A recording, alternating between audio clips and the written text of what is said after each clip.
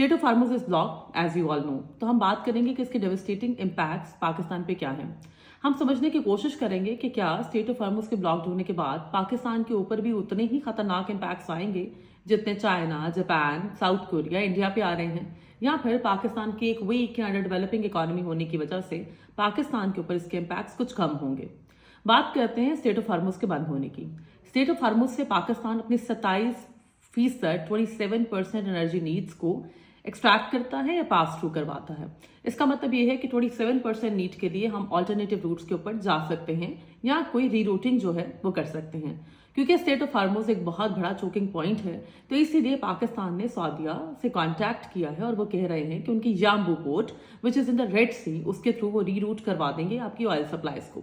यानी आपके 27% सप्लाईज जो स्टेट ऑफ हार्मोज के ब्लॉक होने से इंपैक्ट हो रही हैं, उसके लिए किंगडम ऑफ सऊदी अरेबिया ने आपको ऑलरेडी ग्रीन सिग्नल दे दिया है और आपकी ऑयल और बाकी तमाम तरह एनर्जी की सप्लाईज मैनेज हो सकती हैं बहुत इजीली यांबू पोर्ट के थ्रू।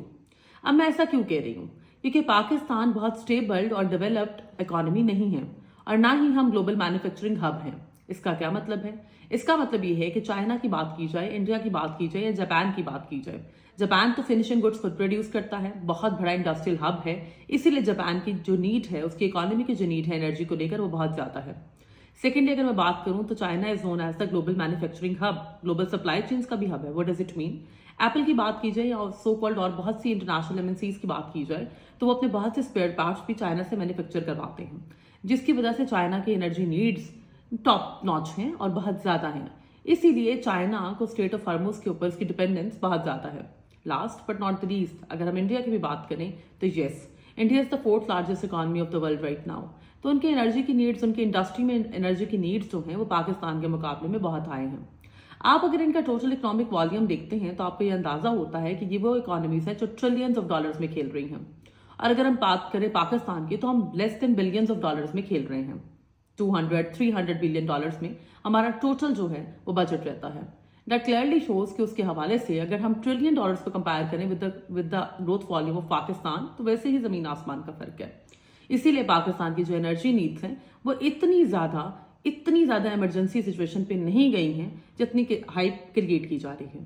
पाकिस्तान की ऑब्वियसली एनर्जी की हम बात कर लेते हैं कि कितने आपके पास एसेट्स मौजूद हैं या फिर कितने डेज के लिए आप सर्वाइव कर सकते हैं। 28 डेज के लिए तो आप बड़े आराम से सर्वाइव कर सकते हैं पेट्रोल नीड्स वगैरह के ऊपर। 10 डेज का ऑलमोस्ट क्रूड ऑयल आपके पास मौजूद है। And last but not the least LNG वगैरह की बात की जाए तो 15 डेज के लिए ये भी मौजूद है। साथ ही साथ पाकिस्तान में इटसेल्फ सुई गैस वगैरह के रिजर्व मौजूद हैं जिनको हम मैक्सिमम एक्सट्रैक्ट करने की कोशिश करेंगे ताकि हम अपनी नीड्स को मैनेज कर सकें। ब्लेसिंग इन डिस्गाइज ये हुआ है कि किंगडम ऑफ सऊदी अरेबिया ने आपको यांबू पोर्ट के थ्रू कमिटमेंट ही है कि वो रीरूट करवा देगा और आपकी बाकी की नीड्स भी पूरी हो जाएंगी।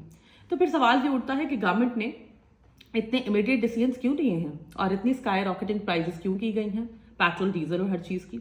उसकी एक रीजन तो है कि क्रूड ऑयल की जो आपके पास मौजूद है reserves, they are very less in number, like only 10 days. दूसरी बात जो आपको नहीं बताई जा रही, that is more important, there was a pressure from International monetary Fund as well. IMF पिछले 4 से 5 सालों में बहुत कोशिश कर रहा है कि पाकिस्तान की गवर्नमेंट जितनी भी सब्सिडीज सिविलियंस को प्रोवाइड करती हैं on basic necessities, either they are food products, either they are raw materials, either they are agriculture products, and last but not the least, either they are products relevant to the basic necessities of life, for instance petrol, electricity bills, and the list goes on like this. International monetary fund जो try करता है कि आपको तमाम तो subsidies को cancel कर दे। Recent past की अगर मैं बात करूं तो इंटरनेशनल मॉनेटरी फंड ने अपने एक्सेसिव प्रेशर की वजह से इलेक्ट्रिसिटी बिल्स वगैरह की सब्सिडीज को कैंसिल करवाया है और बहुत सी फूड सब्सिडीज को भी लिमिटाइज कर दिया है। इंटरनेशनल मॉनेटरी फंड बहुत अरसे से ये कह रहा था कि आप जो पेट्रोल सब्सिडीज लोगों को प्रोवाइड करते हैं या जो एनर्जी सब्सिडी है इसको भी कैंसिल किया जाए। तो समझना ये पड़ेगा कि स्टेट ऑफ हार्मोज की जो ब्लॉकेज है उसको इंटरनेशनल मॉनेटरी फंड ने ब्लेसिंग इन डिस्गाइज के तौर पे कैश किया है और उन्होंने बहुत ज्यादा इररेलेवेंट प्रेशर जो है वो पुश किया है पाकिस्तानी गवर्नमेंट के ऊपर कि आप ये प्राइस जो है बढ़ा दें इंस्टेंटली।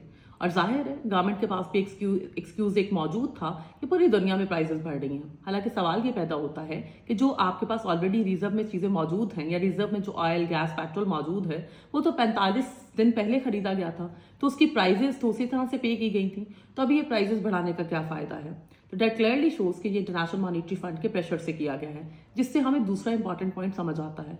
स्टेट ऑफ हॉर्मुज कल को रीओपन भी होता है, चीज़ें स्टेबल भी होती हैं, तो it is very much possible और इसकी 80% चांसेस है कि पाकिस्तान में हार्डली पेट्रोल और डीजल प्राइजेस सिर्फ 10 to 15 रुपीज़ हार्डली जो है कट होंगी, बाकी एज इट इज़ रहेंगी, क्योंकि ये सब्सिडी कैंसिलेशन की वजह से भी हुआ है। So that's more important. तो यहाँ से हमें पता चलता है कि international monetary fund is again dictating us, जिसकी वजह से पाकिस्तान में पॉवर्टी, इन्फ्लेशन और इंडस्ट्रियल ग्रोथ जो है वो बहुत ज़्यादा डैमेज होगी। That's all I have.